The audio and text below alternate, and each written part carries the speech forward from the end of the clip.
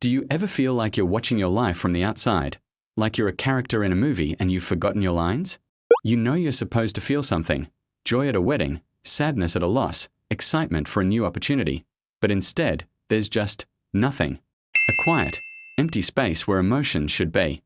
If this sounds familiar, you might be experiencing what's known as emotional numbness. It's a strange and often isolating experience. You might go through the motions, smiling when others smile, nodding at the right times, but internally, it feels like a flat line. It's not necessarily sadness or depression, although it can be related.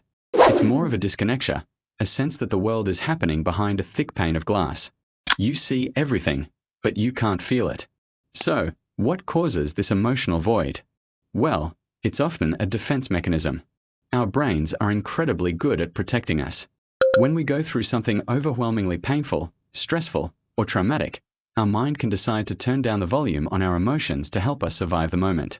It's like a circuit breaker tripping to prevent an electrical overload. This can happen after a major life event, like the loss of a loved one, a difficult breakup, or a period of intense, prolonged stress. Think about soldiers in combat or first responders at an accident scene. They have to push their emotions aside to do their jobs effectively. But this coping mechanism can get stuck in the on position, even long after the immediate danger has passed. It's not just big, dramatic events, though. Chronic stress, burnout from work or caregiving, and even certain mental health conditions like depression, anxiety, and PTSD can all lead to emotional numbness. It's your mind's way of saying, "I've had enough.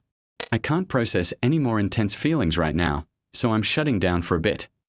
The tricky part is that while this numbness can offer temporary relief from pain, it also blocks out the good stuff. You can't selectively numb. When you turn down the dial on sadness and anger, you also turn it down on happiness, joy, and connection. Life starts to lose its color, its texture, its meaning. Food might taste bland, music might sound flat, and connecting with people you love can feel like an impossible task. You might even start to feel guilty, wondering, what's wrong with me? Why can't I feel anything? This is a really important point. There is nothing wrong with you. Experiencing emotional numbness doesn't make you a bad person, or a cold person, or a broken person. It makes you a human who has likely been through a lot.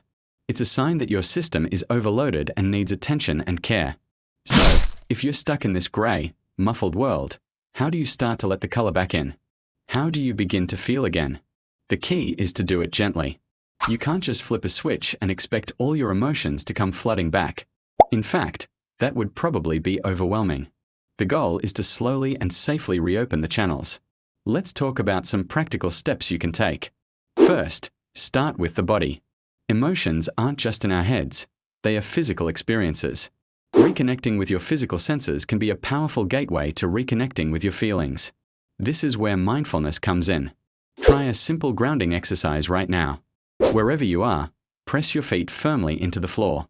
Feel the solid ground beneath you. Notice the texture of your socks or the coolness of the floor against your skin. Now, take a slow, deep breath. Feel the air entering your nose, filling your lungs, and then feel it leave your body. Pay attention to the physical sensation of breathing. Do this a few times. This simple act brings you back into your body and into the present moment. You can expand this to other senses. When you're eating, really taste your food. What are the flavors? The textures? When you're showering, feel the temperature of the water on your skin. When you're outside, listen for the sounds around you, the birds, the wind, the distant traffic. Don't try to force an emotion. Just notice the physical sensation. The goal isn't to feel happy or sad, it's just to feel something star. Another powerful tool is movement. Our bodies hold on to stress and trauma, and moving can help release it. This doesn't mean you have to run a marathon. It could be gentle stretching, a walk in nature, dancing to your favorite music in your living room, or even just shaking your arms and legs out. Pay attention to how your body feels as you move. Does a certain stretch create a feeling of release? Does walking in the sun bring a sense of warmth? Again, we are just gathering sensory data without judgment. Next, let's talk about re-engaging your mind, but in a low-pressure way. Journaling can be incredibly helpful. You don't have to write about your deepest, darkest feelings. You could simply write, "Today I felt nothing." Or you could describe your day in a factual way, like, "I woke up. I made coffee. I went to work. Sometimes, the act of putting words on a page can create a tiny bit of space for a feeling to emerge. Another approach is to engage with things that used to bring you joy, even if they don't right now. Did you used to love painting? Get out the paints, but with zero expectation of creating a masterpiece or even feeling inspired. Just put paint on paper. Did you used to love a certain type of music? Put it on in the background while you do something else. The idea is to reintroduce these old pathways of feeling without putting pressure on yourself to have a specific emotional response. You're just reminding your brain what joy, or calm, or excitement used to feel like.